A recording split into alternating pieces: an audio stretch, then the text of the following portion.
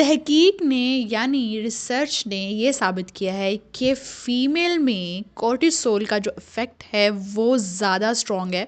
Cortisol stress hormone वो ज़्यादा strong है एज़ कम्पेयर टू मैन। ठीक है। HPA एक्सिस वो क्या होता है सिंपल लैंग्वेज में? Hypothalamus pituitary adrenal system women में ज़्यादा लंबे अरसे तक रहता है और एक्टिवेट भी बड़ी जल्दी हो जाता है। ठीक है।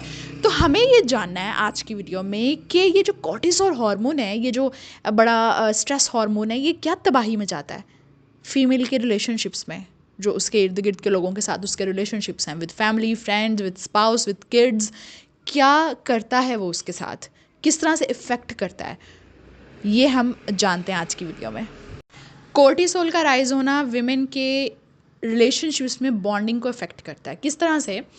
क्योंकि कोर्टिसोल जो है ना वो ऑक्सीटोसिन को सप्रेस कर देता है। ये एक सेकंड फीमेल हार्मोन है। कोर्टिसोल सिर्फ फीमेल हार्मोन नहीं है, वो मर्दों में भी होता है, लेकिन हम फिलहाल फीमेल एनाटमी की बात कर रहे हैं। तो वो क्या करता है कि वो ऑक्सीटोसिन को सप्रेस कर देता है। Oxytocin is responsible for the love and care and safe bonding with your partner, with your kids, with your family, जिनसे भी आप प्यार करते हैं। बेसिकली वो प्यार मोहब्बत वाला हार्मोन है आसान अल्फाज में। तो सप्रेस हो जाता है किसकी वजह से? कोर्टिसोल की वजह से। तो क्या होता है कि बेशक उसका पार्टनर बड़ा केयरिंग है, स्टेबल है, सेफ फील करवाता है, उसके घर वाले, उसके माँ बाप, उसके बहन भाई, उसके बच्चे सब उससे बहुत प्यार करते हैं, लेकिन उसको ये सब बोझ लगेगा। She will think she is overloaded with all these emotions. उसको लगेगा ये सब मेरे सर पे चढ़े रहते हैं, ये हर वक्त मुझे क्या हर वक्त मेरे इर्द गिर्द बस इस तरह से रहते हैं, क्योंकि वो स्ट्रेस में है। क्योंकि एक कोई भी हो सकता है घर के अंदर से नहीं, घर के बाहर से उसे कोई ऐसी स्ट्रेस मिल रही है जो कि उसको फील ही नहीं होने दे रही कि उसके इर्द गिर्द के लोग उससे कितनी मोहब्बत करते हैं। उसको महसूस ही नहीं हो रहा कि वो कितनी लकी है कि लोग उससे प्यार करते हैं, सब उसकी केयर, वो जो लोग उसकी केयर कर रहे होंगे ना, उसके आगे पीछे फिर रहे होंगे, उसको खाना पूछते हैं, उसके कपड़ों का ध्यान रखते हैं, उसको उसकी दवाइयों का ध्यान रखते हैं, उसको ये सब बोझ लगेगा। उसको लगेगा कि ये सब मुझे सफोकेट कर रहे हैं, उसको सफोकेशन शुरू हो जाती है। और अगर उस स्ट्रेस को ट्रीट नहीं किया जाता है, उसको डीप ब्रीदिंग का नहीं पता, उसको किसी से शेयर करने का नहीं पता, उसे थेरेपी का नहीं पता, उसको अपने प्रॉब्लम्स किसी को मदद के लिए बुलाने का उस औरत को नहीं पता, तो क्या होता है कि ये उसका एक साइकिल बन जाता है दिनों तक, महीनों तक, और वो एग्जाइटी में चली जाती है। ठीक है। एग्जाइटी में जाने से क्या होता है कि वो औरत जो कि हाई कॉर्टिसोल लेवल के साथ रह रही है, जी रही है, उसके अंदर बहुत ज़्यादा इरिटेशन आ जाती है, उसकी मेमोरी इफेक्ट होने लग जाती है, उसको चीज़ें भूलने लग जाती हैं। आपने अक्सर देखा ना, माएँ हमारी जो हैं वो बहुत ज़्यादा चीज़ें भूलने लग जाती हैं एक उम्र के बाद। उनको याद भी नहीं होता कि अच्छा सुबह क्या बनाया था, उनको ये याद नहीं है, किसी का फ़ोन नंबर उनको याद नहीं, इवन उनको अपने रिलेटिव के बच्चों के नाम भूल जाते हैं कि ये क्यों है और कैसे। तो वो उस स्ट्रेस की वजह से उनकी मेमोरी इफेक्ट होने लग जाती है, उनको इरिटेशन होने लग जाती है, उनको आसपास वाले लोग बुरे लगने लग जाते हैं, और वो सबसे बड़ी बात ये कि वो फील नहीं कर पाती बॉन्डिंग किसी के साथ। उसको ये लगता है कि हर बंदा ज़रूरत के तहत ही उसके पास आता है।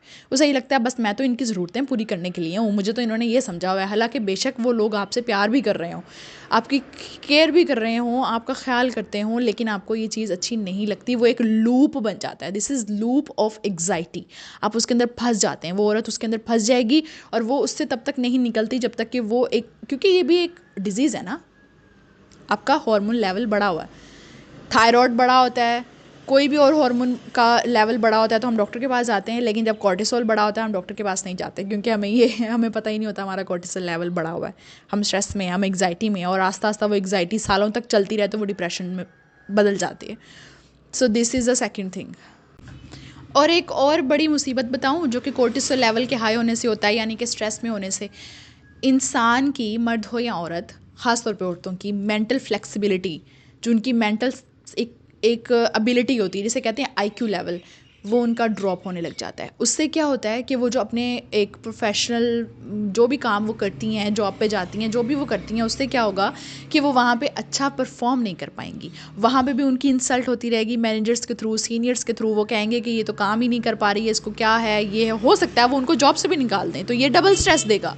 ये चीज़ उनको और स्ट्रेस करेगी कि मेरी जॉब चली गई है, अच्छे भले मैं पैसे कमा रही थी वो भी नहीं है मेरे पास। तो कोर्टिसोल लेवल आपके ब्रेन की फ्लेक्सिबिलिटी को, उसकी इंटेलिजेंस को, आपके सोचने समझने की सलाहियत को ख़राब कर देगा। और आपने बहुत सी औरतें देखी हैं जो कि फ़ैसला करने में महीनों लगा देती हैं। एक चीज़ का फ़ैसला करने में, वो अगर बाज़ार जाती हैं कुछ ख़रीदने, उनसे फ़ैसला ही नहीं हो पा रहा होता, कि उनको पता ही नहीं है कि मुझे पसंद क्या है। उनको नहीं पता कि मुझे क्या चीज़ लेनी है, मेरे लिए फ़ायदेमंद क्या है, मेरे घर में किस चीज़ की ज़रूरत है। कन्फ्यूज़ रहती हैं हर वक्त। ये वही औरतें हैं जिनका कोर्टिसोल लेवल बढ़ा हुआ है। यही वही औरतें हैं जो कि शायद महीनों से किसी स्ट्रेस के अंडर हैं और उनको पता भी नहीं है। This is the worst part, कि उनको पता ही नहीं है कि वो स्ट्रेस उनकी दिमागी हालत किस तरह ख़राब कर रहा है, उनकी मेमोरी, उनकी उनकी खूबसूरती, उनकी जवानी, वक्त से पहले बुढ़ापा आ जाना, उनके जिस्म में एक हर वक्त फ़ाइट की सिचुएशन रहना, वॉर की सिचुएशन रहना, ये सब चीज़ें नॉर्मल नहीं हैं। So end of the video हम ये कहेंगे कि विमेन को ख़ास तौर पे अपने स्ट्रेस को पहचानने की, देन उसको बॉडी से रिलीज़ करने की, एंड देन दोबारा से खुश रहने की कोशिश करते रहना चाहिए।